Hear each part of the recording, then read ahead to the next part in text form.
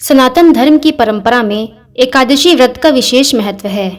इस व्रत को करने वालों में राजा अम्बरीश का नाम बड़े आदर और श्रद्धा से लिया जाता है।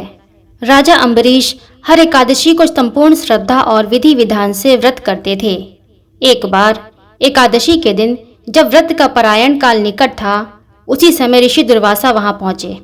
उन्होंने राजा से कहा कि वे उनके यहाँ भोजन ग्रहण करेंगे। राजा ने सहर्ष स्वीकार कर लिया और भोजन की तैयारी आरंभ हो गई।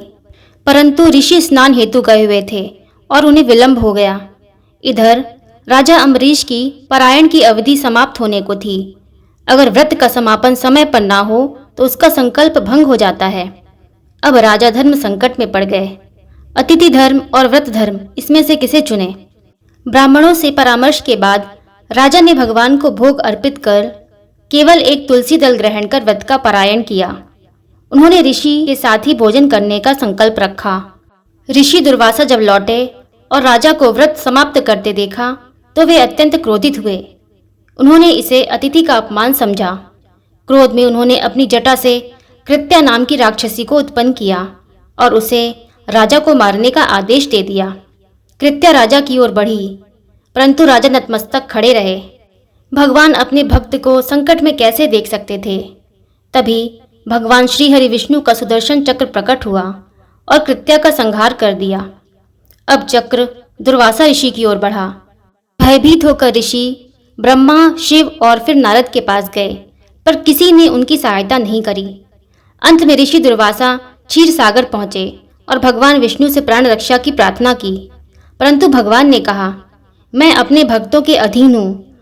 उनके द्वारा किए गए अपमान की क्षमा केवल वही कर सकते हैं।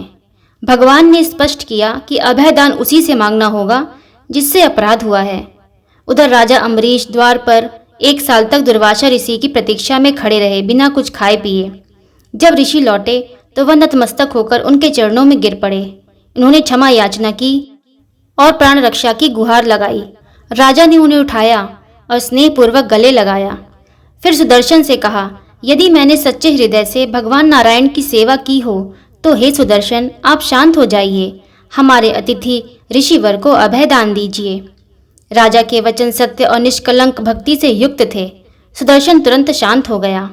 इस कथा से यह स्पष्ट होता है कि जो भगवान पर पूर्ण विश्वास करता है, भगवान उसकी रक्षा स्वयं करते हैं। राजा अम्बरीश की भक्ति, श्रद्धा, सहनशीलता और क्षमाशीलता हम सभी के लिए आदर्श है।